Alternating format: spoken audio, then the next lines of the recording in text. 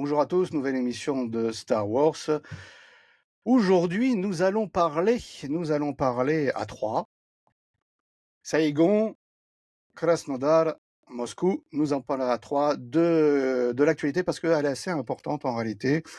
Beaucoup a été dit, mais je pense qu'il est toujours intéressant de pouvoir développer différentes opinions, différents points de vue. Et nous parlons évidemment de ce qui s'est passé au Bureau Oval à la Maison-Blanche à Washington, l'entretien entre Zelensky et Trump qui aboutit à un chamboulement des choses d'un point de vue diplomatique et même par rapport à ce qui se passe au conflit en Ukraine qui nous intéresse tous, évidemment, lorsqu'on parle de la Russie. Donc voilà, nous voici, nous voilà. J'ai oublié les claps d'entrée, mais c'est pas grave puisque tout le monde devant YouTube est en train d'applaudir.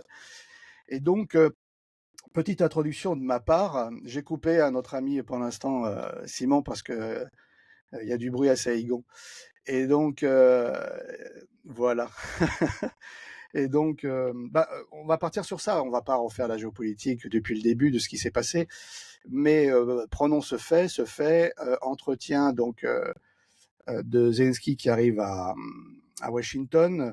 Au tout début, semble-t-il que Trump ne le voulait pas puisque les accords n'étaient pas terminés. Nous avons eu notre Jupiter français, notre président bien-aimé, qui est allé à Washington pour dire des vérités à Trump et qui a soi-disant forcé Trump de recevoir notre ami Zelensky, le joueur de piano à queue. Et il y a eu un premier entretien de 40-45 minutes en dehors de toute caméra.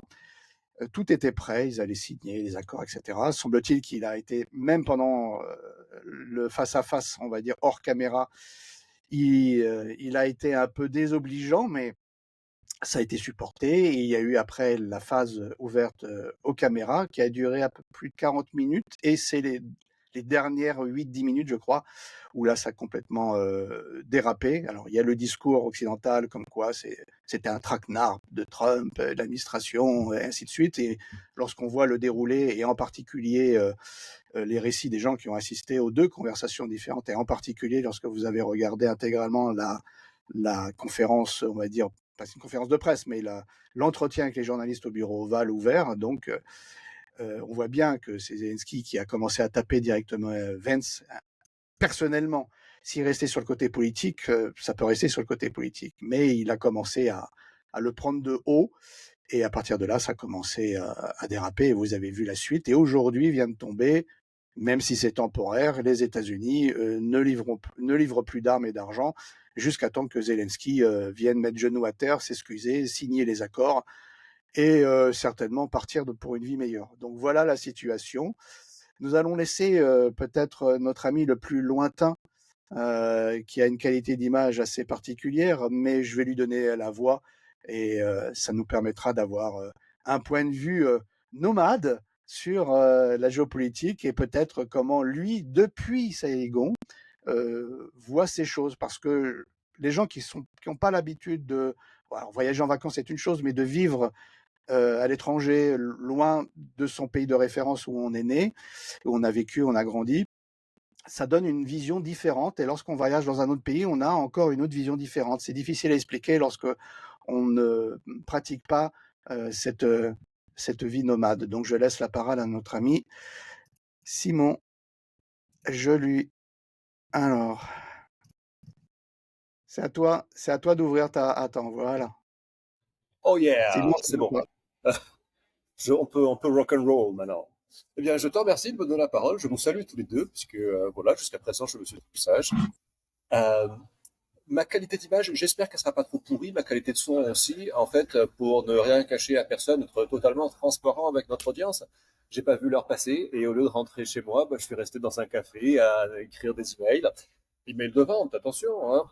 Et du coup, bah, voilà, je me trouve en fait à tourner cet épisode de Star Wars depuis un café à Saigon, au Vietnam, et c'est assez inattendu en fait.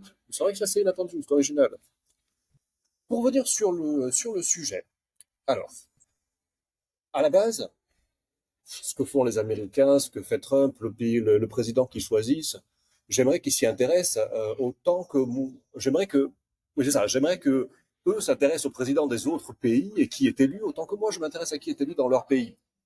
Cela dit, euh, en pratique, bah, voilà, il nous impacte quelque part plus que n'importe quel autre président, Trump, au niveau mondial, hein, parce que bah, c'est voilà, c'est le président des États-Unis. Aujourd'hui, c'est vrai que des fois, il fait chier. Hein, il crée une instabilité sur les marchés financiers. Il crée des doutes, de la crainte. J'ai l'impression même qu'il manipule certains marchés, les cryptos par exemple. Euh, mais, mais tout ça n'efface pas le plaisir que je peux ressentir à l'entendre juste dire ce que nous savons depuis des années. Alors, il dit pas tout, bien sûr. Il a un rôle à tenir et il est là pour défendre les États-Unis. Hein. Ni personne d'autre, ni les Ukrainiens, ni les Russes, ni les Français, bien sûr. Mais ça fait quand même plaisir d'entendre quelqu'un parler franchement, même si évidemment il a son propre plan en tête. Euh, Moi, ce que je vois, hein, quand même, parce que bon, on a compris. J'aime la démarche de Trump parce qu'il veut la paix, en fait. Il veut que des gens arrêtent de mourir. Ça, c'est très bien. Il veut la paix. Donc là-dessus, j'aime beaucoup la démarche de Trump. Après, ne soyons pas dupes, et je sais que là, personne ne l'est, hein, clairement. Chez Star Wars, personne n'est dupe là-dessus. Euh, les Américains ont engagé l'Ukraine dans la guerre. Ils ont embauché un acteur pour faire le job. Il a relativement bien fait, c'est vrai, hein.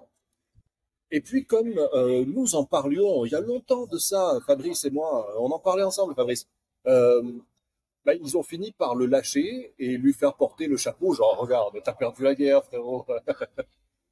En même temps, on n'est pas dupe non plus sur une autre chose, c'est que, ah oui, ils ont balancé des centaines de milliards, les Américains, c'est vrai. Et ils les ont pas balancés par hasard, ils les ont pas jetés dans un trou. Ils les ont balancés. Alors déjà, pour récupérer les terres agricoles, pas directement le gouvernement américain, mais des sociétés privées américaines, c'est pas la peine de les nommer pour ce qui me concerne, mais récupèrent toutes les terres arables, ukrainiennes, en tout cas une grande partie. Et maintenant, on les voit arriver avec l'extraction minière, les minerais, les terres rares. Donc, ils se sont quelque part offerts l'Ukraine, ils se sont achetés le territoire ukrainien, et tout en faisant tourner leur industrie d'armement, tout en se permettant d'aller foutre un peu un coup à la Russie, et tout en inféodant encore un peu plus l'Europe. Moi, je trouve que, franchement, c'est pas mal joué comme coup. Et pour finir, bah, ils font porter le chapeau ce malheureux comédien déchu, et il l'humilie en public sincèrement. Je n'ai pas souvenir d'avoir vu un homme politique, un président, je ne dirais un président élu, non, un ex-président anciennement élu, puisque Zelensky n'est plus élu, mais je n'ai jamais vu un homme politique, voilà, pour revenir à la genèse, se faire humilier comme ça en public et devant les caméras. C'était d'une violence. C'était d'une violence. Ils lui ont parlé comme à un gamin, genre, tu dis même pas merci, il t'a dit merci. Et tu peux t'habiller bien, s'il te plaît. T'as de quoi t'acheter un costume ou pas? Enfin, franchement, c'est surréaliste. Et là aussi, on voit que la politique est arrivée à un niveau de trash qui n'avait pas de précédent. On ne peut pas imaginer, il y a 10 ans, 20 ans, 50 ans en arrière, un président parler à un autre président et lui demander, mais t'as pas d'argent pour t'acheter un costume. Alors que là, oui, là, nous sommes là.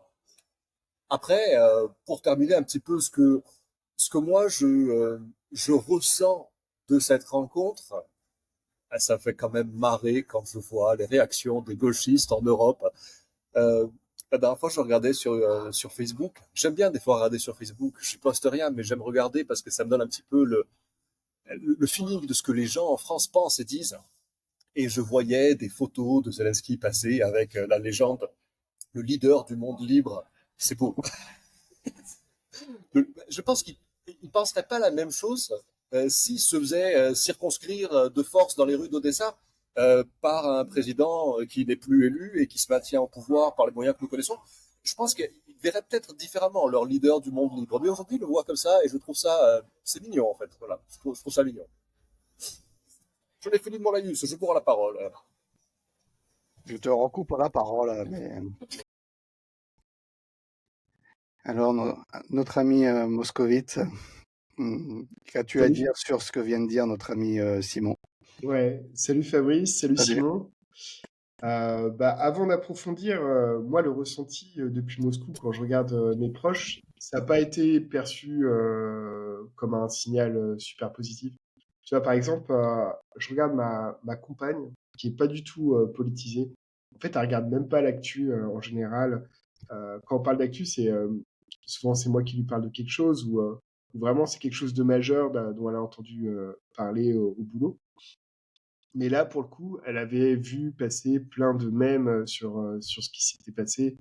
Les fameux mèmes avec Zelensky, elle les avait vus sur les canaux Telegram, alors que habituellement, elle suit pas du tout l'actu. Donc, en Russie, ça a eu un retentissement assez majeur. Moi, c'est comme ça que je l'ai perçu dans mon entourage. Euh, alors, moi, ce que je comprends de ce qui s'est passé, il y a Trump qui voulait cet accord avec Zelensky pour ensuite aller négocier avec Poutine en direct et être, on va dire, adoubé par l'Ukraine pour avoir la main pour aller négocier en direct avec Poutine. Et Zelensky n'a pas du tout compris les enjeux de cette rencontre. Euh, Ça a été débriefé après avec enfin, Marco Rubio en a parlé. Ils avaient pourtant prévenu Zelensky que il fallait pas qu'il remette sur le tapis que la Russie n'allait pas tenir ses engagements, que un cessez-le-feu n'avait pas de sens. Zelensky était OK, il est venu, il a remis ça sur le tapis.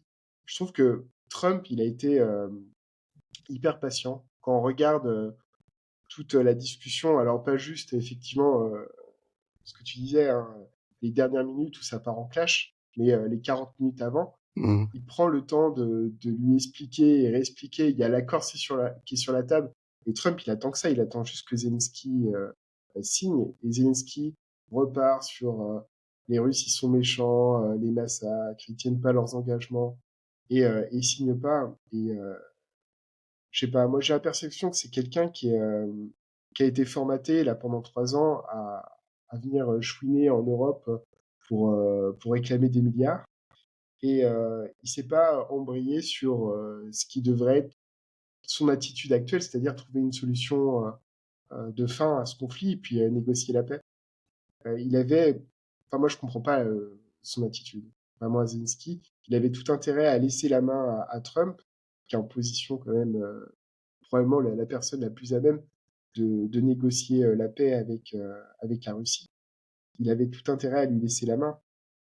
Donc voilà, une énorme occasion gâchée de se rapprocher de la paix et une situation qui est bizarre aujourd'hui, des États européens comme tu le disais Simon, montent au créneau et puis se posent comme défenseurs du monde libre. Mais ouais, c'est des petits muscles hein, qui nous montrent. Moi, j'avoue, je suis hyper déçu par ce qui s'est passé, quoi. J'attendais beaucoup, quoi. J'avais confiance en Trump pour mener les négociations par la suite, mais Zelensky a tout gâché.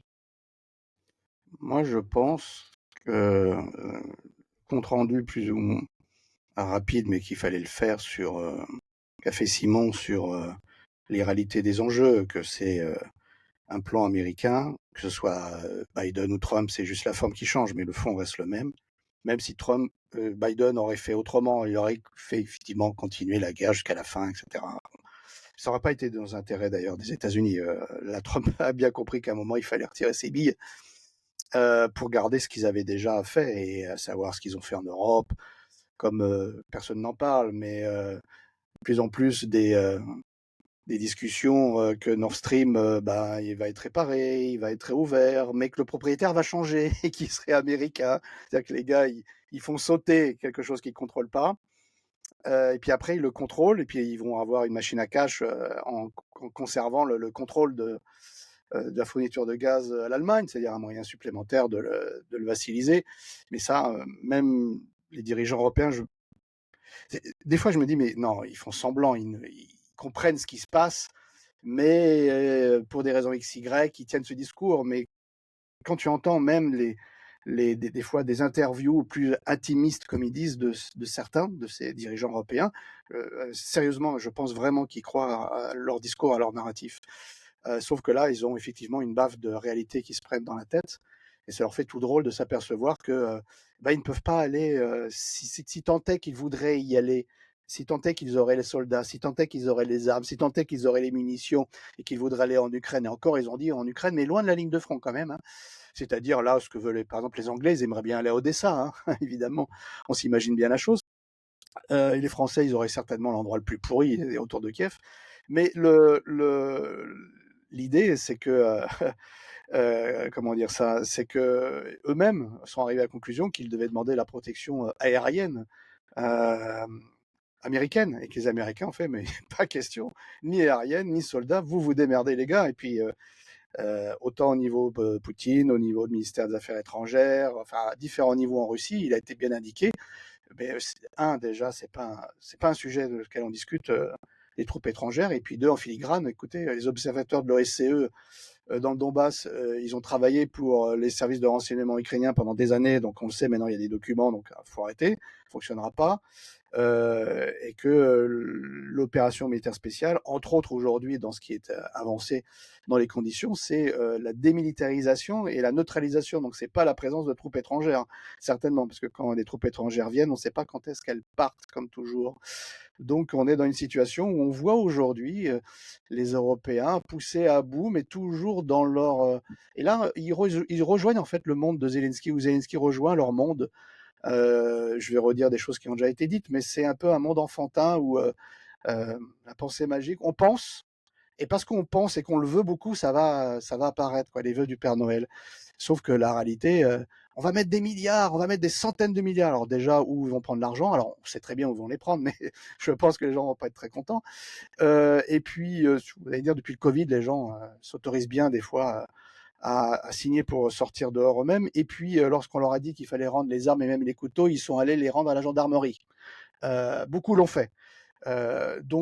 Moi, je pense que le test de domination sociale, d'adressage social a été fait et qu'il est encore bien dans la tête de beaucoup de gens, même si beaucoup de gens se sont réveillés. Ça n'empêche que la masse est encore dans cette vibe. J'espère que ça a bon goût. Santé. Santé.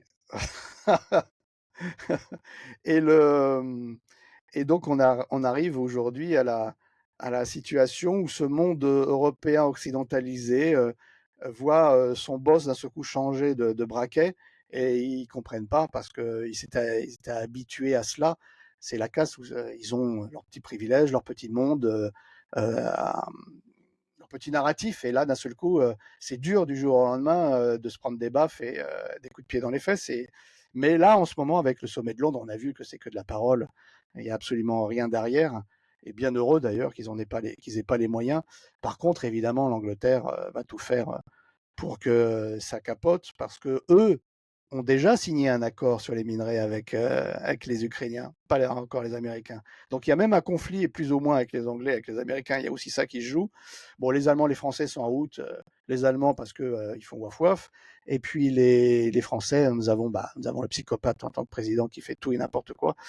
C'est vraiment une catastrophe d'un point de vue diplomatique. Donc pour moi, on assiste, mais ça peut changer du jour au lendemain, hein. On assiste pour l'instant à une possible crise majeure de l'Union européenne et même de l'OTAN. Je vois mal les Américains lâcher l'OTAN, puisque ce serait lâcher le contrôle politico-militaire de l'Europe, de leur meilleure des colonies. Mais que l'UE se casse la gueule, je ne pense pas qu'ils soient contre. Au début, ils étaient pour parce qu'il fallait créer un nouveau marché, c'était plus simple. Mais dans la configuration mondiale, les Américains, eux, ont bien compris que la domination occidentale était terminée. Les Européens sont toujours dans cette mentalité-là, ils n'ont pas compris que c'était terminé. Donc, qu'est-ce que fait Trump? Comme faisait déjà Biden, comme faisait déjà Obama, comme faisait déjà aussi le Trump d'avant. Ils sont en train d'essayer faire partie du podium du nouveau monde, et quitte à sacrifier effectivement l'Europe, ce qui est en train de se passer. Donc les Américains, pour moi, jouent très bien leur jeu. Les Européens, toujours vassalisés, n'ont pas compris que le monde occidental, la domination occidentale depuis 500 ans, allait terminer. On est passé à autre chose. C'est pas un cycle de 20-30 ans. Là, c'est un cycle de 500 ans qui vient de se terminer. Et, donc, on va, je pense, pour l'Europe de l'Ouest, dans une situation de crise de plus en plus. Et on le voit parce que beaucoup de sociétés occidentales, pour revenir à la Russie, reviennent à petits pas pour l'instant. Alors, c'est pas encore fait, les sanctions sont pas encore faites, Trump va pas lâcher, ils vont certainement signer un accord, que ce soit avec Zelensky ou un autre. Ils vont remettre des armes, plus ou moins, pour forcer Poutine à je sais pas quoi, en espérant qu'ils espèrent qu'ils tiennent le front, mais le front, ça se trouve, dans 15 jours, un mois, il peut à un moment se casser. Il peut y avoir au printemps une offensive russe avec quelques réserves. Bon, il y a plein de possibilités. Tout ça, on n'est pas au fait de tout. Mais pour autant, moi, ce que je vois, c'est que beaucoup d'entreprises occidentales, le Japon est occidental, reviennent, par exemple, là, dernièrement, vous avez Toyota qui a invité tous les concessionnaires donc russes de Toyota à Dubaï, simplement pour leur dire excusez-nous d'être partis. Et au mois de mars, on va se revoir toujours à Dubaï, on va tout payer, tout frais payé, pour voir les opportunités de demain sur le marché russe. Donc voilà, tout le monde est en train de préparer son retour. Ouais, on a entendu ça aussi avec le monde du luxe, toutes les grandes marques qui avaient quand même, c'est un marché pour eux intéressant, la Russie, hein, Ben, on voit bien, même Adidas, hein. qui reviennent, enfin Ben, t'as remarqué Adidas dans les galeries commerciales, ils n'ont pas fermé leurs boutiques, ils sont partis. Ils ont continué à payer des boutiques fermées. Ça veut dire que même dès le début, ils pensaient déjà revenir. Ils ne voulaient pas lâcher les places dans les supermarchés dans les galeries commerciales qui sont importantes évidemment pour la vente. Et ben, ouais. ils ont payé à vide pendant 3 ans en fait, ou 2 ans. Hmm. Donc, ce qui prouve que voilà, il y a beaucoup qui veulent, qui veulent revenir. Alors, il y a des marques qui pourraient revenir, voilà. Il y en a d'autres, on pourrait bien s'en passer, on s'en fout totalement. Euh, mais, euh, mais on Oui, est parce dans que cette. la Russie s'est pas arrêtée, quoi. Il y a des marques qui ont pris les marchés. Je pense à l'automobile. J'ai du mal à imaginer un Renault, par exemple, retrouver la place qu'il avait sur le marché russe. Ici, je vais donner après la parole à Simon, là, qui est en mute depuis un certain temps. Mais si Renault veut revenir, déjà, il faudra qu'il rachète Oftovaz et ce ne sera pas un rouble. C'est-à-dire que est-ce que c'est vrai ou pas? Allez, parlons franchement, est-ce qu'ils ont vraiment investi dedans? Parce qu'il dit, on a investi beaucoup dedans, donc il faudrait nous payer les investissements, quoi. Bon, est-ce que les investissements sont véritablement faits dedans ou c'est juste pour soutirer encore du pognon? Ce serait de bonne guerre de toute façon. Euh, mais sur Oftovaz, pour prendre un cas précis et soyons concrets, Oftovaz, à l'heure d'aujourd'hui, sans aide extérieure, il ne sait pas faire des voitures, quoi. C'est la réalité. Il faut dire la réalité. Les Russes sont pas bons dans les voitures. C'est une évidence.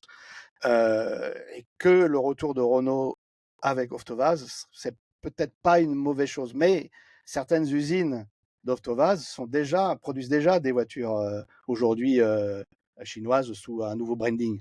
Donc, c'est pas si simple que ça en réalité. Même Hyundai veut revenir, mais il y a des usines de Hyundai qui sont aujourd'hui en voie d'être prises par des constructeurs chinois.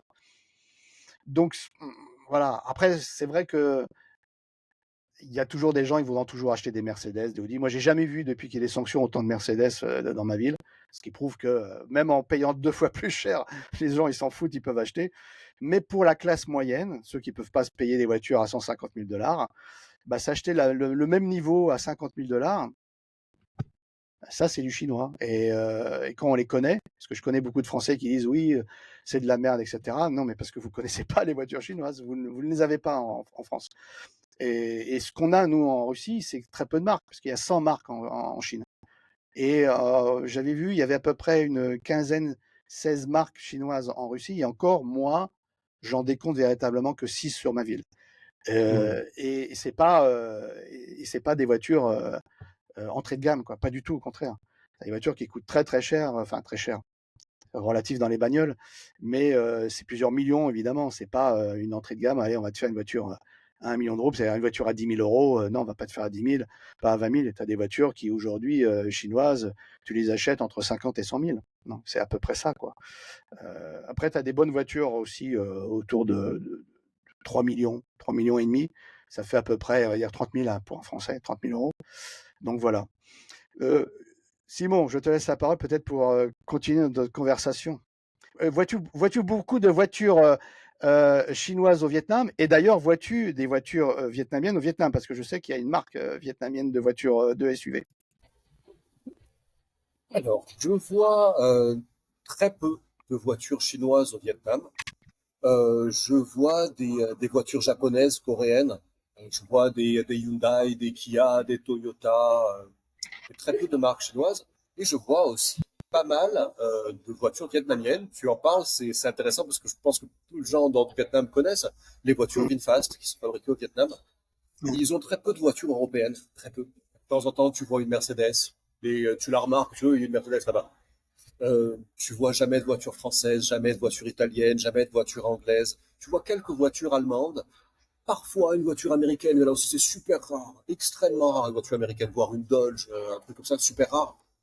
Et surtout bah, des voitures asiatiques, mais pas tant chinoises que ça. Très peu de voitures chinoises en fait, très très très peu.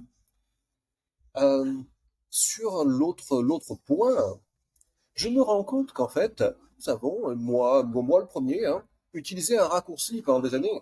Moi, pendant des années, j'ai dit que les gouvernements européens étaient inféodés aux Américains, aux intérêts américains, au gouvernement américain. Et en fait, il faudrait être plus précis que ça, parce qu'aujourd'hui, là, ben, on voit bien que, ah oui, ils aimeraient être inféodés à Trump, mais Trump, il veut même plus il veut même plus comment dire, il y a les seigneurs féodaux, ils avaient des serfs. Ils ne l'aiment Il même est, plus comme ça. Trump a sorti les États-Unis de la partouze, en fait. Il ne veut même plus, il veut même plus comme ça. Et là, bien, j'ai une question à vous poser à tous les deux, tiens.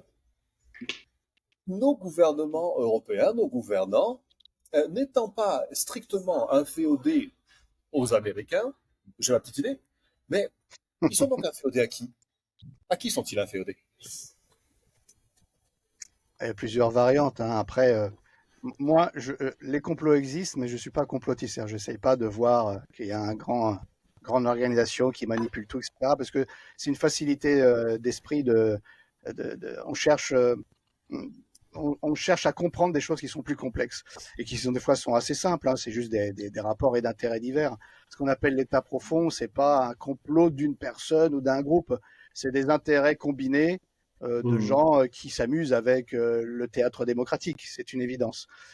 Et d'ailleurs, ils peuvent rentrer en conflit. On le voit aux États-Unis. Au conflit, c'est quoi? C'est un clan oligarchique contre un autre clan oligarchique. Et c'est pas le même qui aujourd'hui est au pouvoir. C'est pas d'un seul coup Trump qui est devenu un défenseur de la démocratie, tous les droits, etc. C'est plus complexe que ça. C'est un peu comme aujourd'hui, vous avez de nos amis gauchistes qui comprennent rien à la Russie, mais qui comprennent rien non plus aux États-Unis, où Trump serait devenu un nazi et que Vance est un suprémaciste blanc alors que sa femme est indienne. Enfin bon, ça devient ces gens-là, même devant les faits, la réalité, c'est du tout et n'importe quoi. Donc ouais, on voit bien, c'est tous ces gens, tout un peu ces philanthropes comme on dit, c'est Tamis Soros, mais qui est puissant parce qu'on le laisse être puissant en réalité, mais qui est venu d'ailleurs chercher de l'argent à Bruxelles maintenant.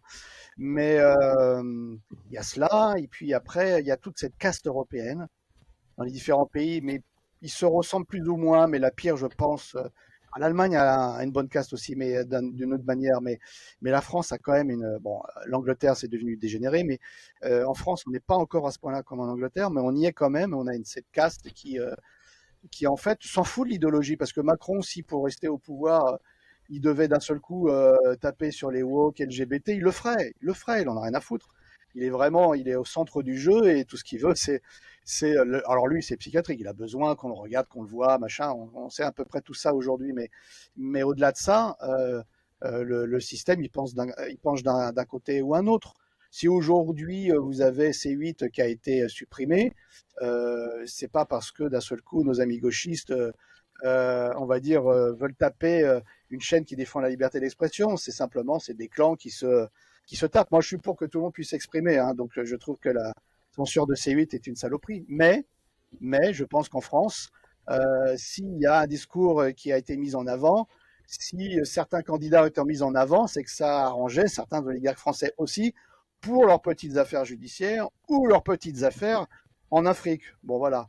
Mais bon, c'est un jeu, c'est normal, c'est ni bien ni mal, c'est comme ça que ça se passe. Faut arrêter l'angélisme et ce moralisme qui, justement, gangrène les Français et qui, d'ailleurs, encore dans l'état d'esprit d'aujourd'hui, tu l'as dit dans une de tes dernières vidéos, Simon, que j'ai regardé, où tu as cet état d'esprit où les gens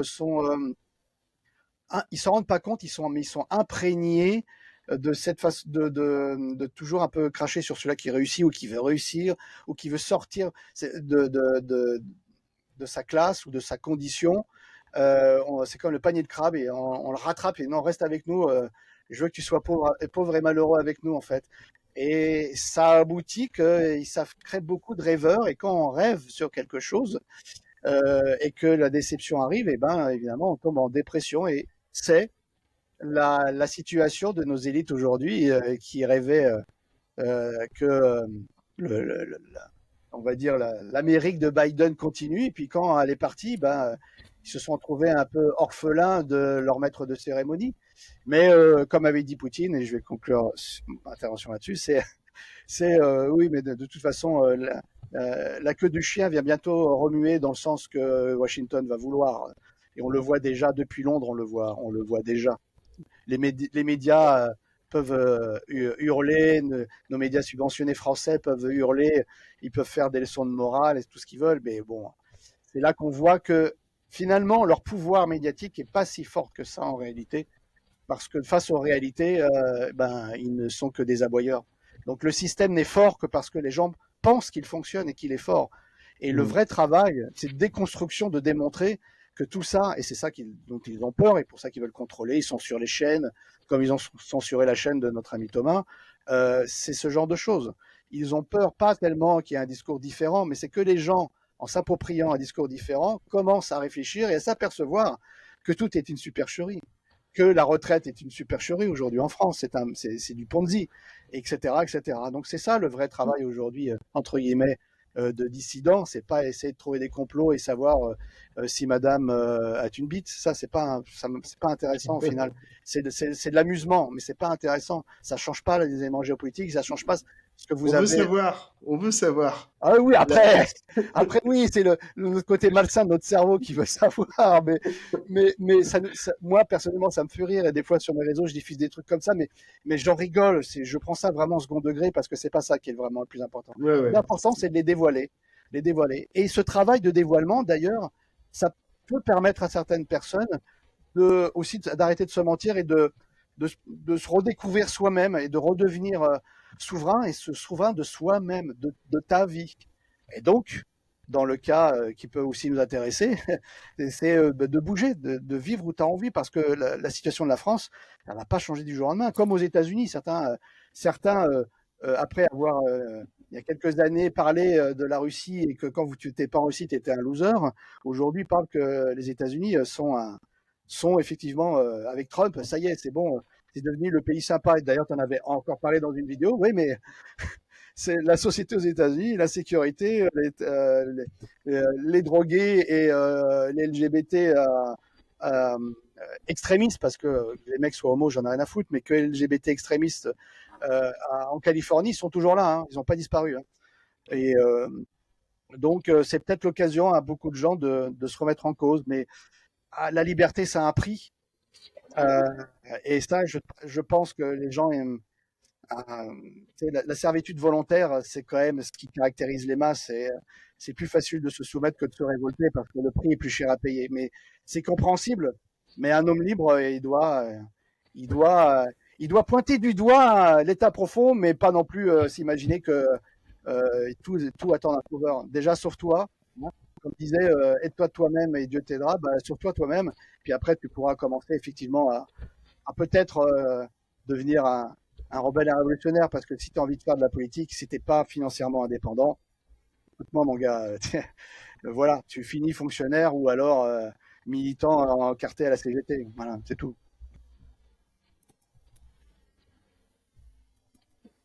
Moscou, est-ce que Moscou veut réagir, compléter? Ouais, mais moi j'ai adoré ta réponse. Tu as fait une réponse hyper riche. En fait, je partage tout ce que tu as dit. Alors, juste pour compléter, ouais, je pense que ce que tu as dit, c'est intéressant sur euh, finalement des sortes d'os à ronger qu'on nous met comme ça dans les yeux, avec des petits complots, des théories un peu farfelues qui nous occupent pour nous détourner de ce qui est essentiel. Donc ça, c'est hyper important à se rappeler. Et bah, nous qui sommes expatriés, peut-être que on a la chance de sortir un petit peu de l'oppression médiatique comme ça qu'on a en France, où on a notre esprit qui est accaparé par tous ces trucs. Le fait d'être sorti de France, Au quand quotidien, je suis ouais. arri- Quand tu as ça au quotidien, effectivement, à mon avis, ton esprit pour réfléchir. quand je suis arrivé en Russie, ça m'a pris quand même un petit peu de temps, mais j'ai senti progressivement une Mm. désintoxication Ouais, ouais. mentale Mhm. de cette oppression, et puis finalement retrouver un petit peu plus de liberté intellectuelle, euh, moins d'autocensure aussi. Donc il y a cet aspect-là, ces complots qu'on nous met devant notre nez et puis qui nous détournent, nous, de notre responsabilité d'homme, de se construire, de s'épanouir professionnellement au niveau de la famille. Ah, t'as coupé le micro de Simon? Ouais, je m'étais Ok. pas aperçu parce que ça faisait ambiance, donc mais c'était pas trop fort, donc je l'avais Bra- laissé. Mais je me dis Bravo pour c'est, la censure. mais je me dis c'est impoli pour toi. Donc. Et puis après, est-ce que, pour répondre à la question de Simon, est-ce que, enfin, qui dirige le monde? Moi, je sais pas. Je pense qu'il y a un peu comment dire, chez beaucoup de gens, hein, enfin moi y compris, cette intuition que ouais, il y a un complot mondial, qu'il y a je sais pas, une entité qui dirige le monde cachée comme ça. Ce sont Honnêtement, des... Mais est-ce que ce sont des extraterrestres et est-ce que ce sont de la race des lézards? C'est ça la vraie ah question. oui, voilà. Est-ce que c'est des reptiliens?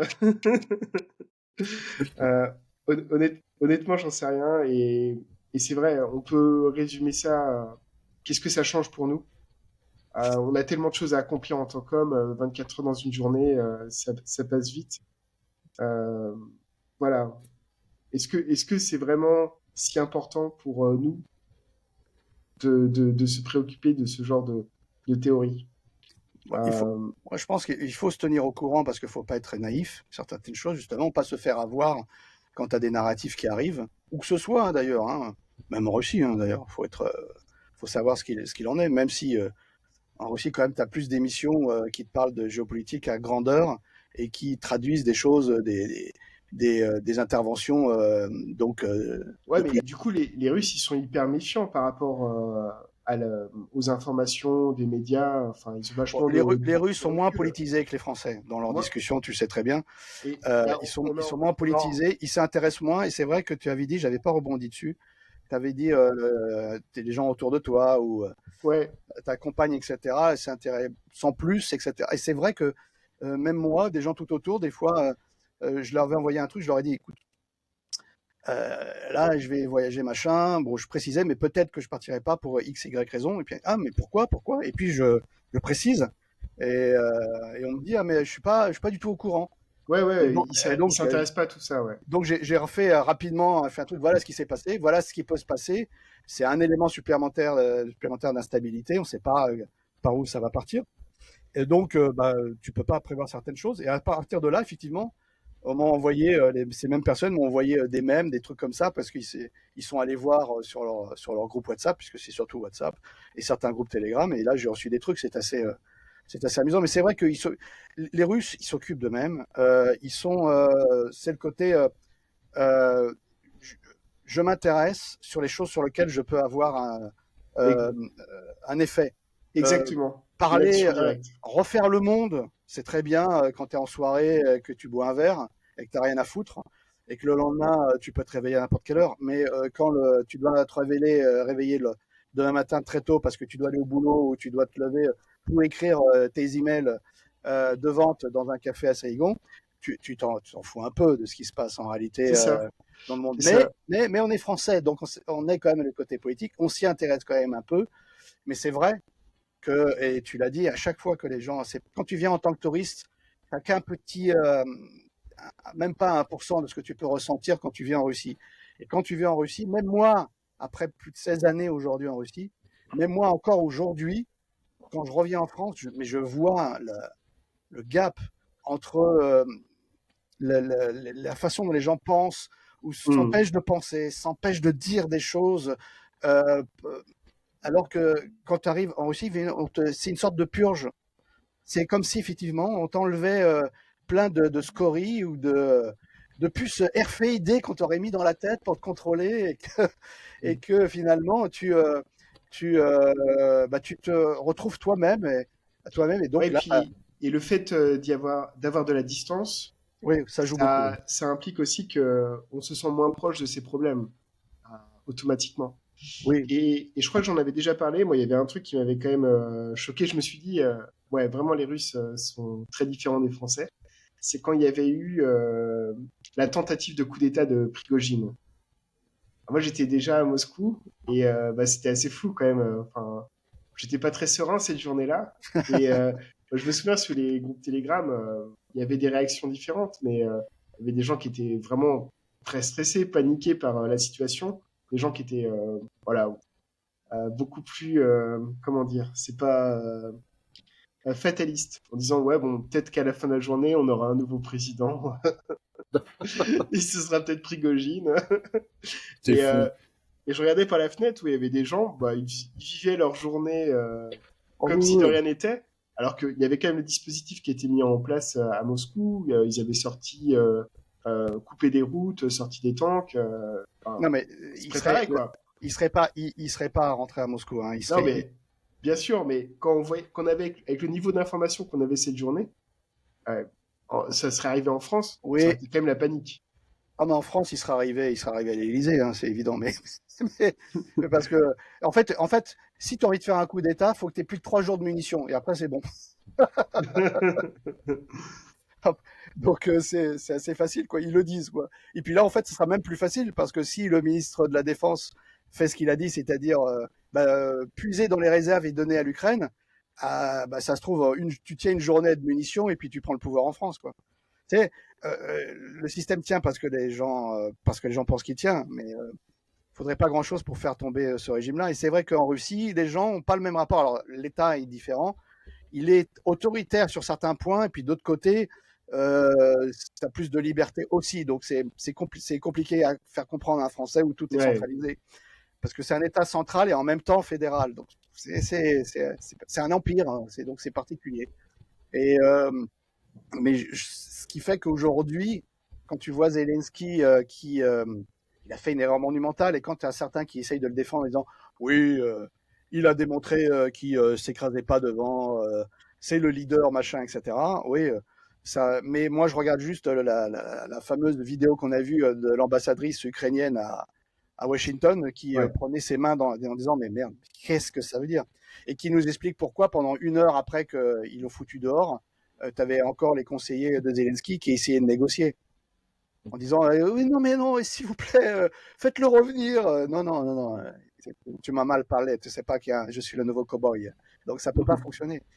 Ils n'ont pas compris que Trump, c'est vrai qu'il est peut-être orgueilleux, que notre ami Musk est un peu foufou, euh, mais traiter Vance de moins que rien, alors que il est fort possible que ce soit le futur président américain, et que c'est quelqu'un de plus intelligent qu'on le pense. Il faut voir ça. Individuellement, Vance, franchement, le gars, il est parti de très loin, très très pauvre. Il s'est fait tout seul, et c'est en grosso modo, c'est lui qui tient le parti républicain aujourd'hui. Oui, Donc, puis quand tu vois les Européens, ils connaissent même pas les éléments de politique américaine. Ils connaissent pas la Russie, ils connaissent pas les États-Unis, et ils connaissent même pas en fait leur peuple, quoi, français, parce que ils te racontent des choses à la télé, mais même moi que je le regarde, je me dis, mais non, mais quand même, ils se foutent de la gueule du monde, mais je pense qu'ils le pensent vraiment dans ce qu'ils disent. Ça se voit dans leurs yeux, c'est pas un jeu, quoi. oui, puis insupportable parce que bon, il vient pour signer un accord, il connaît, hein, là le corps est sur la table et il le signe pas, quoi. Enfin, c'est normal que Bah, il a les fini mecs. par le signer. Ah non, non, il n'y a pas eu d'accord de signer. Hein, Non, sur non, l'accord sur les terres rares, il a signé. non, Non, non, non, non. non, non, non, non, non, non. Tout était prêt. Il y avait, en fait, ça s'est déroulé de la façon suivante. Il est arrivé. Il y a eu à peu près 40 minutes de discussion privée. Où là, il y a des choses qui ont un peu fuité et grosso modo, ils ont bien supporté le discours, on va dire, de l'acteur qui n'a pas compris que même sans caméra, fallait qu'il arrête de jouer, quoi.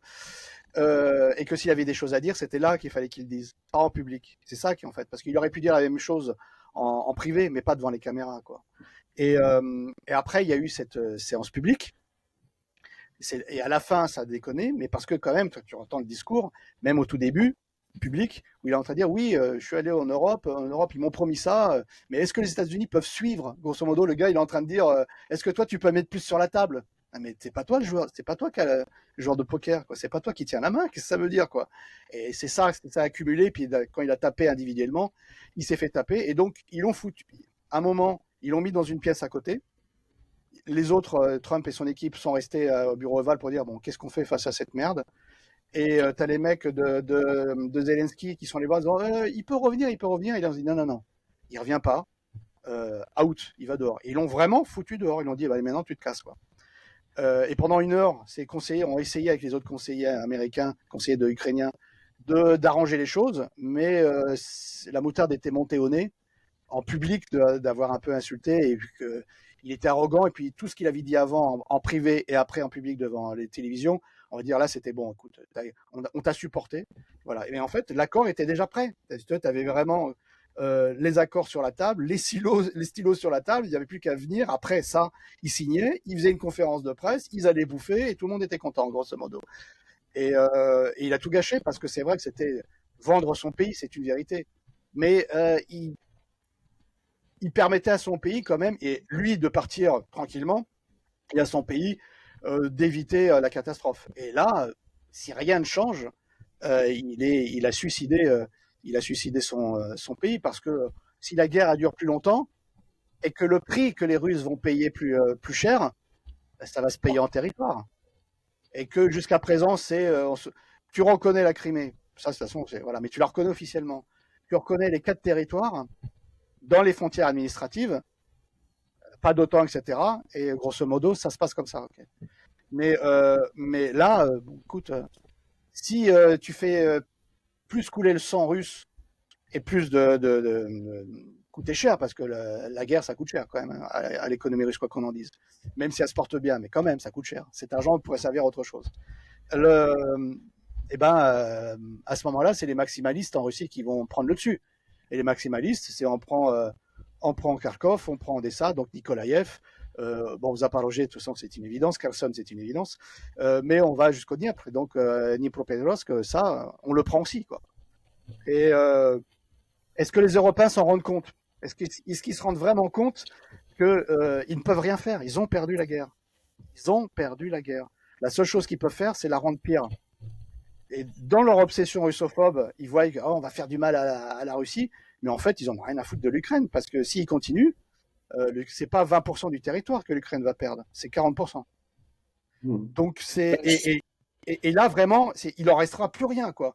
Plus de ports, plus de mines, il leur restera plus rien. Il leur restera autour de Kiev, et puis il restera l'ouest, où en fait c'est les endroits le plus sous-développés. Et c'est là où il y a les plus nationalistes ukrainiens qui, dès qu'ils ont eu l'autorisation de pouvoir voyager en Europe, se sont cassés. Voilà.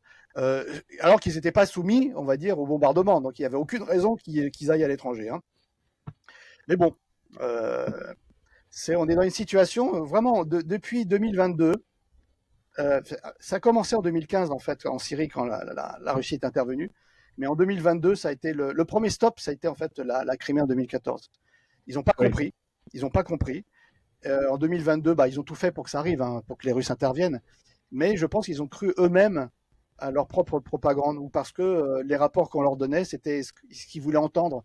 Et pour faire carrière, les gens leur donnaient des rapports qu'ils voulaient entendre. Sauf que c'était pas la réalité. Hein, la fameuse économie russe qui était qu'une station-service, finalement, c'est pas que ça. Et il se trouve aujourd'hui, on va dire, c'est le cul par terre. Et avec Trump, c'est des poulets sans tête. Et donc on assiste à ce balai. Et malheureusement, quand on est un Européen de l'Ouest, c'est pas bon signe pour toi, quoi. C'est pas bon signe pour toi. Pour les États-Unis, je serais américain, j'aurais plus confiance.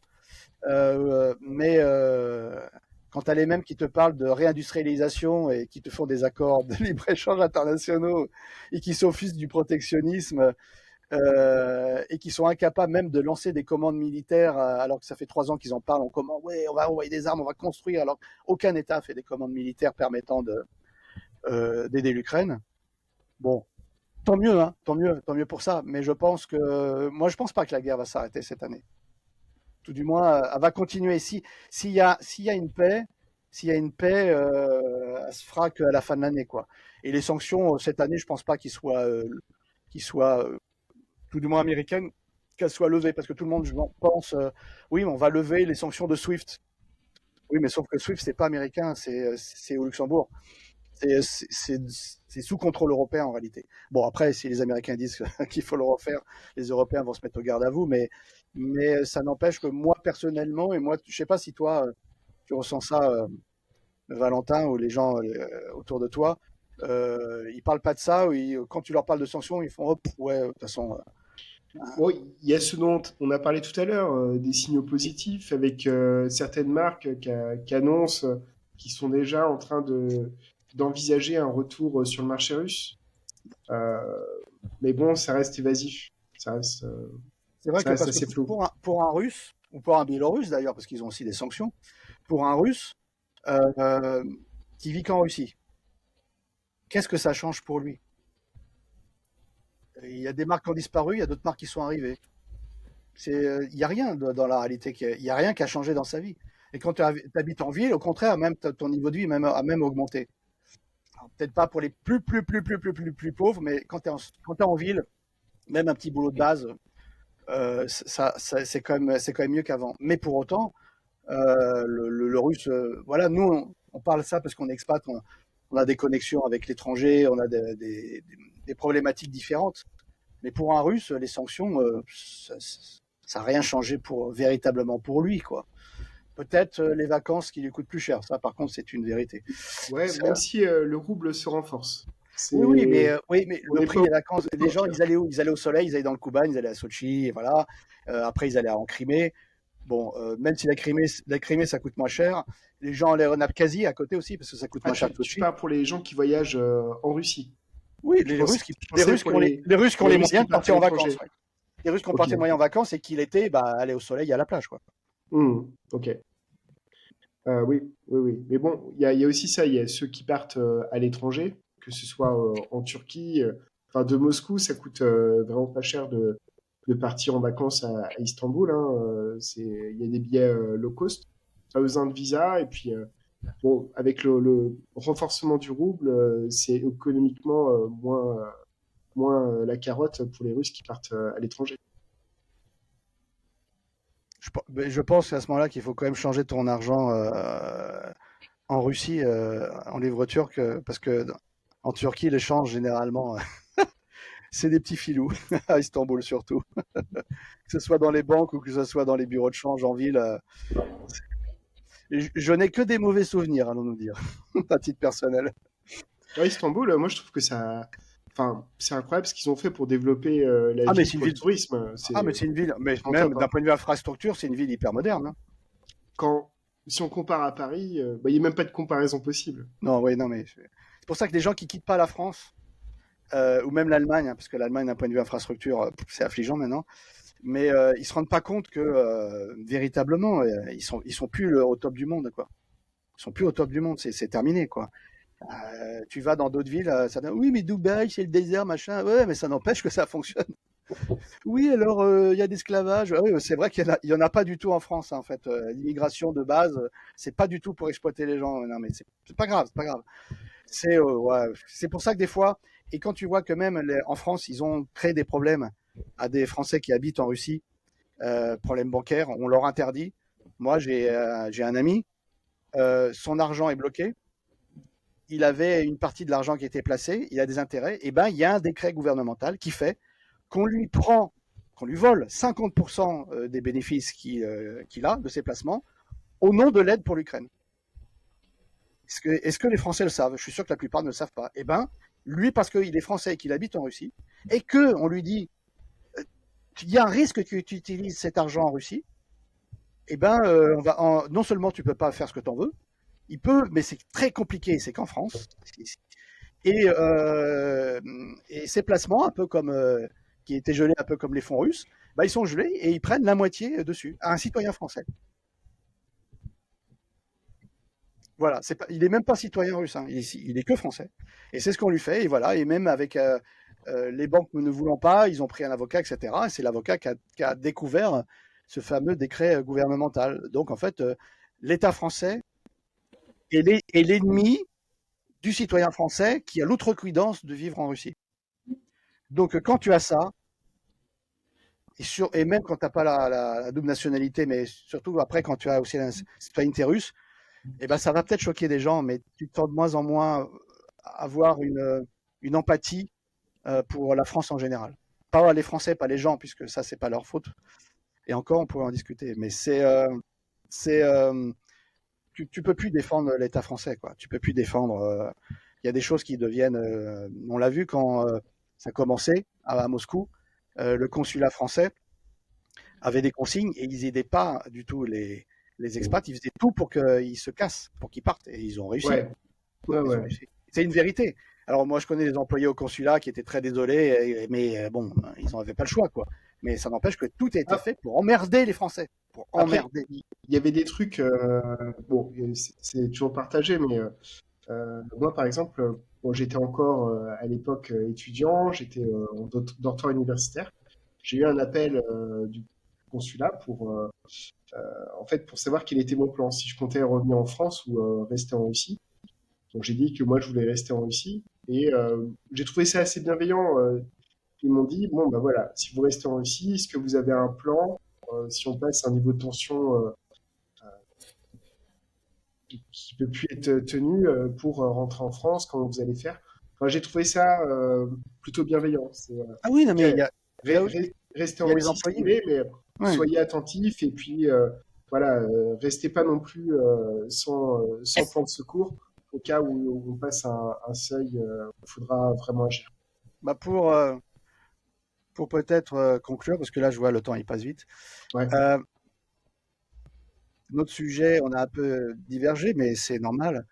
Euh, nous sommes divergents.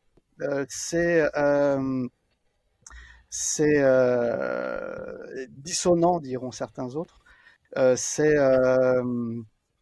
Zelensky-Trump, ce que ça change. Si toi, tu as des choses à rajouter ou le résumé que tu voudrais faire, Simon.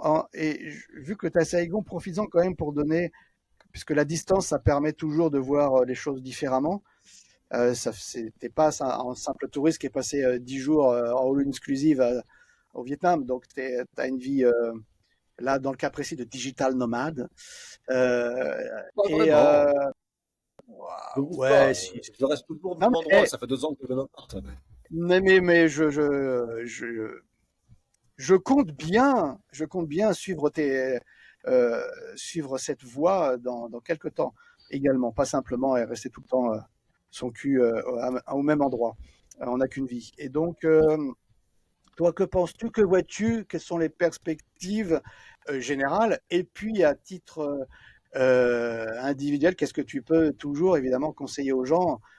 Nous, ça a toujours été la liberté financière, l'indépendance géographique, le changer de pays, puisque si finalement tu n'arrives plus, euh, c'est quoi comme on dit, comme disent les gens, c'est quoi la vibe d'aujourd'hui que tu sens et que tu promeus?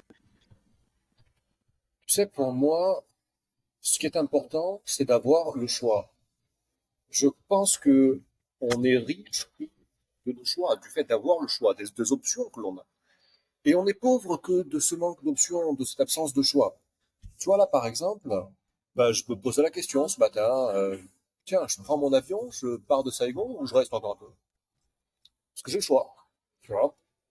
Et je pense que le fait de partir de France aujourd'hui, ou de ne pas pouvoir partir de France aujourd'hui, c'est une question d'option, de choix. Après, c'est pas parce que tu as la possibilité de changer de pays quand tu veux, comme moi, que tu vas changer de pays tout le temps. Moi, regarde, ben, j'ai passé quasiment 4 ans sans bouger du Bélarus. Puis là, ça fait 3 mois que je suis au même endroit, je bouge pas.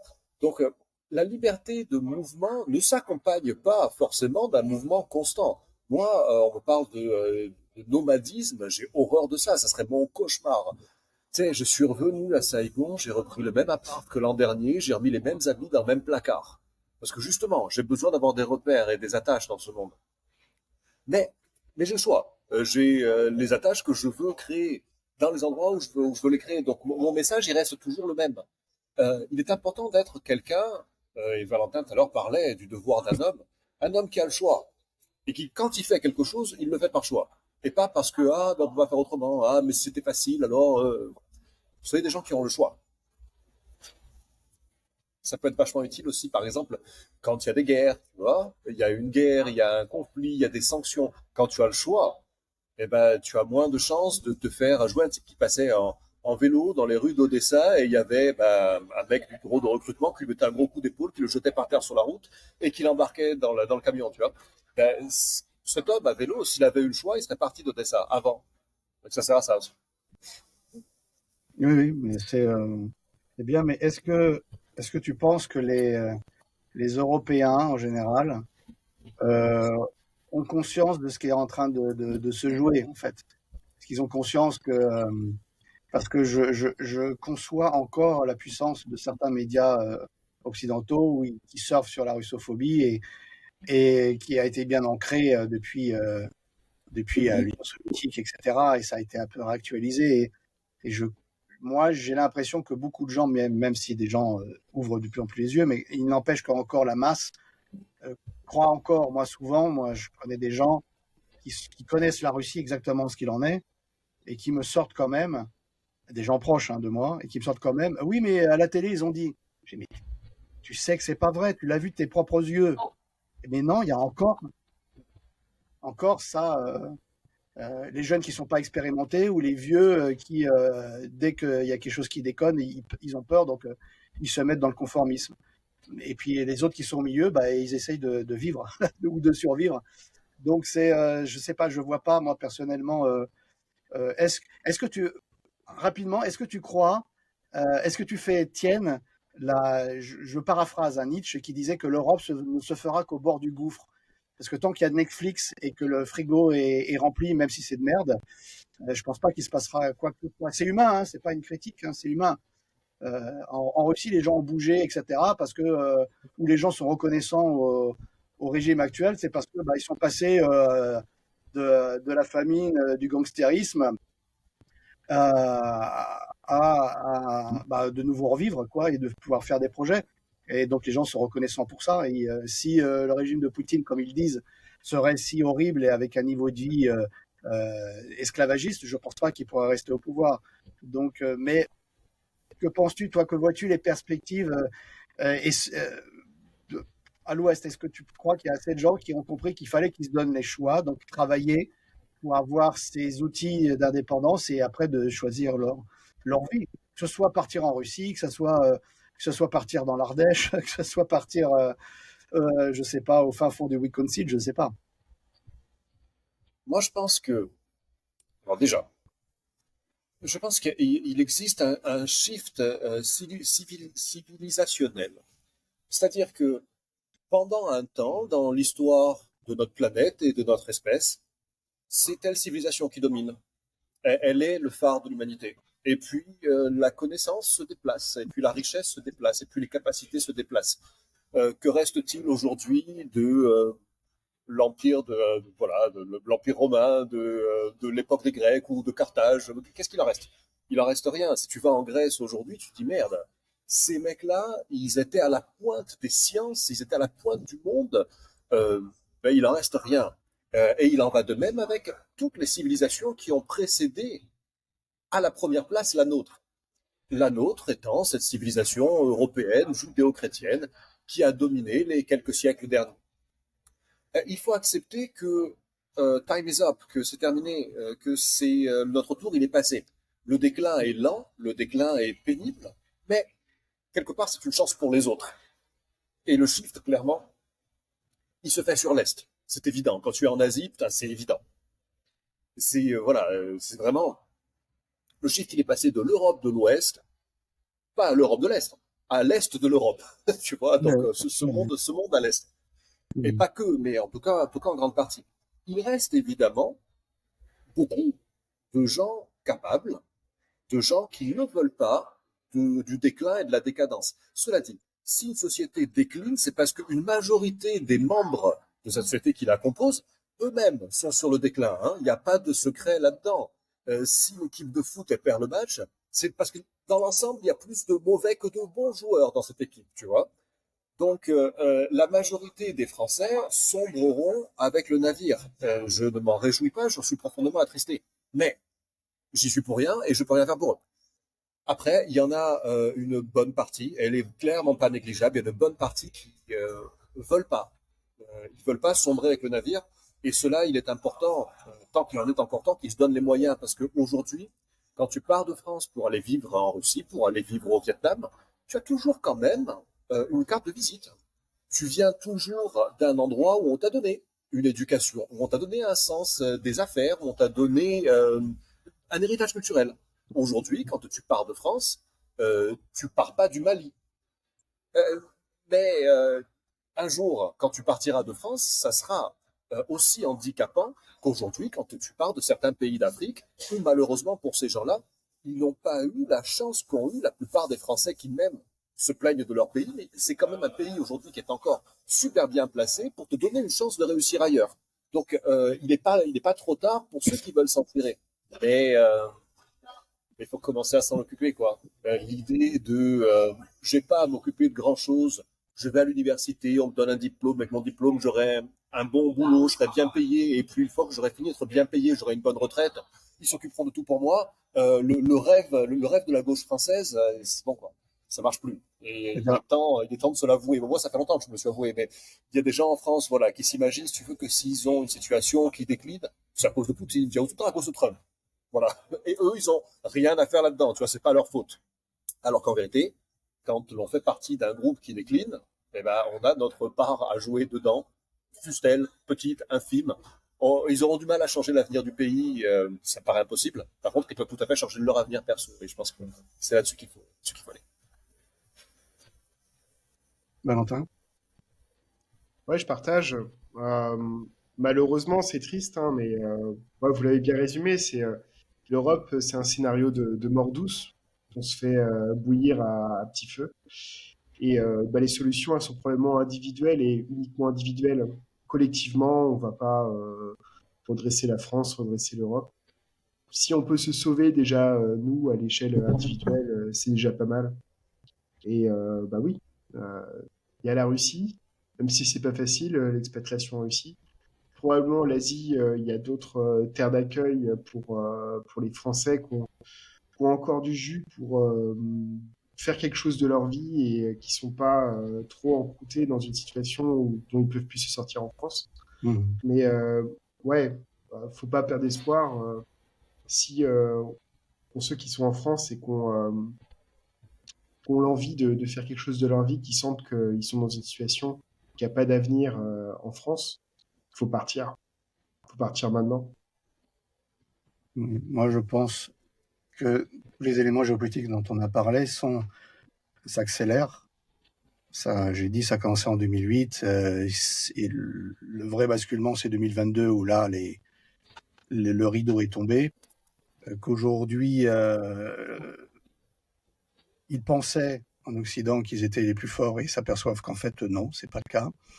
Parce que sous-temps, certains disent toujours, oui, mais la Russie, hein, ils allaient prendre l'Ukraine en 3 jours. Je fais, non, ça c'est vous qui l'avez dit. Jamais tu vas pas envahir un pays avec 150 000 hommes, quoi, parce que c'était le cas en 2022. Donc, ça a été une erreur de la Russie, effectivement, parce que tu avais les Américains qui avaient bien préparé la chose. Donc, et puis, les Russes ne voulaient pas non plus y aller hardcore, quoi, parce qu'ils auraient pu y aller vraiment plus hardcore que ça. Donc après, bon, la stratégie qui a été faite, hein, l'annihilation, donc ça prend du temps. Et le temps aujourd'hui en Occident, ils ne comprennent pas de la même façon. C'est le côté un peu oriental de la Russie, c'est que le temps, c'est pas la même notion. Et puis il y a le temps long, on voit plus, et on a abouti aujourd'hui, effectivement, bon voilà, c'est la défaite de l'Occident. Trump est arrivé, c'est pas un accident de l'histoire, c'est un mouvement qui est en train de se refaire où face même à la crise économique générale, les peuples essayent de reprendre, pensent-ils, leur pouvoir entre les mains, sauf qu'il faut avoir l'élite qui va avec. Aux États-Unis, semble-t-il qu'ils ont encore cette pêche. Il y a encore des gens qui veulent le faire. En Europe, c'est pas le cas, puisque même les dites oppositions, quand tu les vois, leur comportement à l'heure d'aujourd'hui, il faudra avoir un petit peu de courage, sont dans les petites magouilles. Donc, le pouvoir corrompt facilement, on va dire. Surtout pour. Je pensais qu'il y avait que les Français, mais là, on s'aperçoit que c'est les Européens en général. Ça parle, mais il n'y a pas d'action derrière. Et donc, bah, je vous rejoins tous les deux. C'est si tu veux changer les choses, parce que certains toujours critiquent vertement du discours qu'on peut tenir en disant oui, vous avez trahi, etc. Alors déjà non, moi c'est la France qui m'a trahi. Mais est-ce que la France qui existe, c'est celle que tu as envie de défendre? Est-ce que tu vas défendre la France, tu vas aller en Ukraine pour défendre l'idée de la France d'aujourd'hui? Je crois pas. Je crois que même beaucoup de militaires français ne le voudraient pas. Je dis ça parce que même dans certaines forces spéciales françaises, on va dire, s'ils feraient un sondage, et à mon avis ils le savent, je suis pas sûr que ce soit les Ukrainiens qui l'emportent dans le cœur. Mais c'est une autre histoire. Mais juste pour terminer, moi je crois que aujourd'hui, ah, c'est un hélicoptère là. J'entends un hélicoptère qui passe au-dessus de moi. Il y en a de plus en plus depuis ces derniers jours, entre parenthèses. C'en est fini de Euh, toi. ouais, au-dessus de moi. C'est des hélicoptères russes, hein, évidemment. Hein. Et donc, il y en a qui passent vraiment des fois au-dessus de mon immeuble. Et tu vois les alligators, tu vois presque les pilotes. C'est assez impressionnant quand même. Ça fait bouger les vitres. Euh, Surtout quand c'est en centre-ville. C'est assez bizarre. Mais bon, j'en étais où? Je concluais. Moi, je leur dis à ces gens qui critiquent, je leur dis déjà, qu'est-ce que vous faites ou qu'est-ce que vous avez déjà fait? Parce que souvent ils critiquent et j'ai envie de leur dire si j'aimerais bien avoir votre CV militant, quoi, déjà. Maintenant, il y a deux choix. Effectivement, vous vous battez sur place dans votre pays, mais alors vous vous engagez véritablement politiquement. Mais vraiment, vous le faites. Mais ça veut dire à ce moment-là que bah, c'est votre vie, ça devient votre vie. Et c'est une vie qui est différente. Et je suis pas sûr que si vous êtes en couple, que ça puisse fonctionner. Voilà. Et si vous êtes célibataire, c'est toute votre vie qui va changer. Et peut-être pas dans le bon sens. Ou alors, si vous n'en êtes pas capable, que vous ne le voulez pas, que c'est pas votre truc, bah oui, à ce moment-là, c'est soit tu te tais, t'as plus rien à dire si tu acceptes. Mais si tu n'acceptes pas et que tu as toujours cette étincelle au fond de toi, il faut voir la réalité telle qu'elle est. Le Titanic, il a encore des pièces qui ont des dorures, mais ça n'empêche qu'il est en train de couler. Ça ne change pas qu'il coule. Et que si tu as envie de survivre et que tu veux faire partie effectivement des gens qui ont envie de survivre, et ben là, il faut bouger. Euh, Nous, on est plutôt à les gens qui habitent en Russie, leur dire ben, venez vivre en Russie, même si c'est pas facile, c'est pas fait pour tout le monde, c'est évident. Euh, mais bougez, faites quelque chose de votre vie, reprenez-le en main.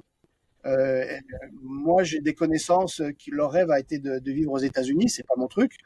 Et je le dis tout le temps, ils y sont allés, et ben humainement, chapeau. Un gars, il a réussi, c'était son objectif. 5 ans plus tard, il habitait aux États-Unis, quoi. Euh, il s'est donné les moyens, alors qu'au départ, il avait un boulot, il était au SMIC en France. Hein. Il s'est donné les moyens, il a fait, et ben, chapeau. Voilà, ça, c'est quelqu'un qui a repris son destin en main. Est-ce que c'est fait? Est-ce que tout le monde peut le faire? Non. Est-ce que c'est facile? Non. Mais si tu ne tentes pas, tu risques pas de réussir. Et c'est vrai qu'en France, quand tu as un échec, on te met la tête sous l'eau et tu n'as pas envie qu'on te mette la tête sous l'eau, donc bah, tu le fais pas parce que tu as peur de l'échec. Alors que là, il faut reconnaître le côté américain qui est positif. Et même en Russie, il y a un petit peu ce côté-là aussi. Les Russes, des fois, sur certains côtés, ressemblent beaucoup aux Américains, le côté positif. C'est entreprendre. On entreprend. Alors, des fois, en Russie, on entreprend sans réfléchir, sur business plan, c'est n'importe quoi. Mais au moins, ça avance, ça bouge. Parce que ce qui ne bouge pas meurt. Et pour ça qu'en Russie, tu as des hauts et des bas dans ce que tu fais. Tu as des gros problèmes, tu as des grosses réussites. Mais c'est ça la vie, c'est ça qui te fait, qui te fait sentir vivre. Alors qu'en France, c'est plutôt le pays de la moyenne, mais la moyenne, dans un hôpital, c'est que tu es mort, hein, en général. Et, et pour s'en rendre compte, bah, il faut en sortir. Donc, c'est sûr qu'il faut de l'argent pour voyager, mais profitez-en, sortez, et pas une semaine, sortez même dans des pays, peu importe, qui sont pas dans. Sortez de votre confort, et vous allez voir, ça va remettre énormément de choses en cause de chez vous. Trouvez des choses que vous trouvez négatives en France que vous allez trouver positives en comparant, et puis surtout de vous apercevoir que vous vivez dans un monde un peu irréel. Non, l'Europe, c'est plus le monde qui est au top. C'est plus le monde qui est au top de la modernité. C'est plus le monde qui est au top de la croissance. C'est plus du tout le cas. Simon, tu le vois bien en Asie, les gens se rendent pas compte, mais c'est là aujourd'hui se trouve le cœur économique du monde. Et c'est pour ça que les États-Unis font ce qu'ils font Et ce qui s'est passé pour profiter de cela, pour pas se faire bouffer par là ou faire partie de ce monde-là. Donc ils jouent des coudes en fait, ils jouent des coudes pour garder leur place. Et les Européens, qu'est-ce qu'ils font? Bah, ils font rien, ils continuent dans leur monde virtuel, la croissance qui n'existe pas, ils vont faire la guerre avec des armes qu'ils n'ont pas. C'est c'est vraiment le métavers. Ils sont dans le métavers et je dis aux gens, mais sortez de ce métavers. Véritablement, coupez la télé. Ah oui, il n'y a plus Hanouna sur C8. Ah ouais, ça va changer votre vie. Oula, ça va changer votre vie. Oui, c'est une censure. Oui, c'est ces gens qui n'aiment pas entendre les autres, mais sortez de ce monde-là. Droite, gauche, machin, mais qu'est-ce que ça veut dire? Vous voyez bien, il y a des gens qui vivent que de subventions et puis d'autres qui vous disent qu'il faut que c'est en fait il faut que le monde soit une jungle. Euh, Sortez de ce monde-là, c'est étouffant, c'est étouffant. Euh, Après, il faut avoir les moyens de pouvoir partir 2 mois, 3 mois dans un autre pays, effectivement. Et ça, on revient aux fondamentaux. Bah, reprenez votre vie en main et construisez-vous votre travail. Ça ne veut pas dire business sur Internet, etc. Ça ne veut pas dire gagner 50 000 boules par mois. Non, ça ne veut pas dire ça. Mais vous savez, ouais, ouais, ça serait bien. Ouais. Mais vous savez, même avec, et c'est pas impossible, même avec 5 000 euros par mois, mais vous avez changé votre vie. Vous changez votre vie. Vous changez votre vie. Alors même certains, après, ça dépend, comme tu disais dans une vidéo, euh, Simon, ça dépend des objectifs qu'on a. Il y a des gens qui se contentent de peu et que dans certains pays, effectivement, peut-être avec 1500, 2000, ça leur suffira. Et ça peut suffire à beaucoup de gens. Mais faites déjà ces 1500, 2000 euros avec une activité qui ne soit pas liée euh, à, à votre géographie personnelle, on va dire. Après, les marchés, ils sont géographiquement liés, mais plus ou moins. Mais voilà. Après, il y a différents. Vous êtes retraité, c'est pas la même chose. Euh, il y a vraiment des cas différents, mais l'essentiel, c'est de bouger. Et Un ce retraité, il pourquoi n'a pas d'excuse. non, mais Un aujourd'hui, retraité, il n'a pas d'excuse. Pas d'excuse. euh, c'est vrai, c'est vrai. C'est vrai, ceux qui ont encore des retraites aujourd'hui, on ne parle pas de la Russie en particulier, mais n'importe quel pays, tu n'as pas d'excuse de rester en France. Si, comme toujours, c'est les liens familiaux. Mais tes enfants, ils viennent te voir, tu vas les voir. Euh, Rares sont les gens qui ont leurs enfants ou leurs petits-enfants tous les jours à la maison, par exemple. Aujourd'hui, oui, c'est Si vrai. c'est le C'est vrai. cas, alors je veux bien l'entendre. Hum. Mais sinon, s'ils les voient une fois tous les 3 mois, ils peuvent continuer à se voir une fois tous les 3 mois, hein. Oui, oui, c'est plutôt le repas de Noël et puis pour l'anniversaire de mamie, quoi. Mais ça s'arrête là, ouais. Non, les retraités, ils n'ont pas d'excuses. Hum. Je suis un peu dur, mais pour moi, la seule raison pour laquelle ils ne bougent pas, c'est parce qu'ils ont peur, hein. Après, on a plein de mots, tu sais, pour dire j'ai peur. On dit oui, mais tu comprends, je veux pas trop m'éloigner de. Oui, mais tu comprends, j'ai mes habitudes. Mais tu comprends, il faut que je vide le garage. Euh, Tout ça, en fait, c'est plein de mots qui veulent dire j'ai peur, j'ai peur, j'ai peur. Et après, on a tous peur, hein. Je jette la pierre à personne là-dedans, je me chie dessus tous les jours. Mais je fais quand même les choses, tu vois. C'est pour ça que tu es habillé léger, en fait. C'est que tu fais, comme certains, j'avais vu un mec là lui est vraiment digital nomade, plus ou moins, et qui disait que il vivait, il se travaillait dans un hôtel et quand il avait acheté des trucs, etc., et que ça dépassait, bah, il laissait ses paires de tennis ou ses t-shirts, les trucs qu'il avait achetés sur place, parce que ça le. Moi, c'est le problème inverse, là. Là, c'est le problème inverse, c'est que bah, je suis arrivé au Vietnam. Tu sais, alors, on rentre, on va parler chiffon, les gars. Voilà, aujourd'hui, on parle chiffon, hein. On change un petit peu de thématique.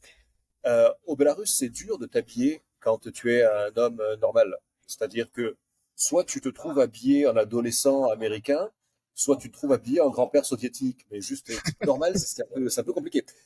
Donc j'en ai profité d'être là au Vietnam pour, tu vois, refaire toute la garde-robe.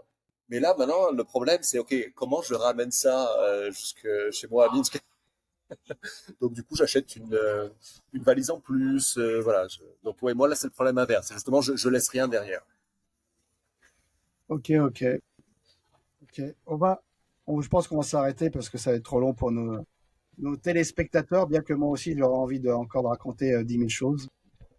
On leur a donné Ouais, ouais, de quoi passer le temps, là. oui, oui, oui, mais nous, on voit des trucs internationaux, ça nous fait penser à la situation et à la nôtre en disant, écoutez, ça, nous, on le sait depuis un certain temps, on le voit arriver, ça s'accélère, On vous dit que ça s'accélère, on vous dit que ça arrive, vous ne le voyez pas, maintenant peut-être vous en avez conscience. C'est pas fait pour tout le monde, c'est difficile, il faut se prendre en main. On a été habitué à être bercé par l'état-maman, etc., ainsi de suite. C'est un nouveau monde, voilà, l'ancien monde, là, vraiment, il est en train de se déliter. Les retraites, en France, ça n'existera plus, votre sécurité sociale va s'effondrer, c'est une évidence. Malheureusement, la plupart des gens vont attendre que ça arrive pour s'en rendre compte, mais peut-être qu'il sera à ce moment-là peut-être trop tard et que il faut se poser des questions s'il y a beaucoup de jeunes et de plus en plus de gens qui quittent la France et qu'il y a peut-être des raisons, on va dire, il n'y en a pas qu'une seule, mais il y a peut-être des raisons qui font que ça se passe. Est-ce que c'est mieux ailleurs? Pas 100%. Mais le fait, par exemple, d'être en Russie, comme l'a dit Valentin, au bout de quelques mois déjà, c'est quelque chose qui est incompréhensible, mais que Valentin comprend très bien. C'est là maintenant, ça fait des années, mais t'as une libération de l'esprit et voilà, c'est peut-être que les choses au début peuvent paraître difficiles quand tu t'expatries, mais au fur et à mesure que tu te désintoxiques du milieu dans lequel tu étais, ça te rend confiance. Tu prends confiance en toi, tu reprends confiance en toi, alors qu'en fait, on avait tout fait dans la société pour te, te, te réduire à l'état d'enfant, qui réclame toujours une subvention, qui réclame une aide, etc., et qui dit j'ai des droits, j'ai des droits, j'ai des droits. Ça, non, c'est pas le monde réel et c'est difficile de s'en sortir. C'est un prix, la liberté a un prix. Peut-être plus de stress, donc de peur, etc. Mais si tu veux pas franchir, comme disait dans une série, la peur n'existe pas, la peur me transperce. Donc il faut arriver à ça pour faut avoir une forme de peut-être de philosophie, de spiritualité pour passer justement dans l'autre monde, parce que véritablement sortir de l'Europe occidentale, de l'Union européenne, tu passes dans un autre monde. Alors avec des choses qui peuvent être, t'as pas envie d'y vivre, hein. Il y a des pays où t'as pas envie de vivre, des villes où t'as pas envie de vivre, et puis il y en a d'autres qui te libèrent, voilà, qui te libèrent et qui te remet les choses en place et qui t'élimine des choses que tu pensais acquises en toi et que tu as totalement éliminé ou que tu as évolué dessus. Mais c'est normal, tu reprends le cours de la vie, tu évolues, alors qu'aujourd'hui, tu régresses en France en particulier avec tous les délires qu'on va pas refaire dessus. Donc voilà, c'est le message, je pense qu'on veut tous faire passer, c'est bougez-vous le cul. Vous avez plus d'excuses aujourd'hui. Avec Internet, l'intelligence artificielle, toute la connaissance est à votre portée. Bougez-vous les fesses. Bougez-vous les fesses. Parce que après, ce qui va vous arriver, si vous n'avez pas de vraies excuses avec la famille ou qui est à votre charge, les gens que vous voyez tous les jours, ou, voilà, avec une vie vraiment familiale et communautaire, là, je veux bien le croire. C'est une vérité. Mais à ce moment-là, il y a des solutions en France, on va dire, pour amoindrir la chose. Mais si vous êtes jeune, vous êtes célibataire, vous êtes un jeune couple ou vous êtes retraité et que vous n'avez pas ce genre d'attache, vous n'avez pas d'excuse de ne pas partir de France. Vous n'en avez aucune. Voilà. Et c'est pas trahir la France. La France aujourd'hui, elle vous doit plus rien. Elle vous a tellement pressuré, elle va tellement pressurer les gens que l'État français, je m'excuse, mais je n'ai pas de solidarité à avoir à un État français qui nourrit une caste et qui nourrit des parasites, qui lui permet de pouvoir pourrir la vie des gens qui font vivre le pays. Voilà, donc c'est plus possible. C'était mon message de fin. Tu as sorti la Kalachnikov? Non, non, non. Non, même pas. Même pas. Non, moi je suis plutôt RPG ou les marteaux. J'aime bien les marteaux. Juste, vraiment pour terminer, c'est un truc vraiment anecdotique. C'est l'IRA en Irlande. Quand il tenait un quartier qui avait des trafiquants de drogue, la première fois c'était oral, tu arrêtes. La deuxième fois, il le prenait, il lui cassait au marteau les genoux. Puis la troisième fois, c'était une balle dans la tête. Donc j'aime bien les marteaux. J'aime bien les marteaux. Ça fait mal, mais il y a une possibilité de rééducation. C'est mon côté russe asiatique, tu sais, c'est le côté maoïste. Je crois à la rééducation de l'homme. Je dis ça, c'est pas vrai, je crois pas. Je suis pas du tout, c'est pas du tout, je crois pas à ça. Je suis plus manichéiste. Allez, bon, voilà. Message de fin, on va le laisser à notre ami Valentin. Merci les gars, c'était cool. Je vais encore dire bougez-vous aux Français qui se sentent vraiment dans la sauce en France et qui n'arrivent pas à avoir une issue pour eux, professionnelle, sentimentale, ou même familialement, parce que quand on a des idées qui divergent des opinions, on va dire, socialement acceptables, bah, ça devient compliqué assez rapidement parce que les gens s'autocensurent, parce que on n'accepte pas des avis contraires. Donc bouger, c'est aussi retrouver peut-être une communauté française à l'étranger, parce que c'est le cas pour pas mal de Français, qui sera peut-être plus saine socialement que les rapports sociaux qu'ils entretiennent en France actuellement. Voilà, donc sur ce message qui a bien résumé la chose, je vous dis au revoir. Au revoir Saïgon À bientôt les potes. À bientôt et merci beaucoup. et au revoir Moscou. Salut les gars! Allez, Davidana, Paka.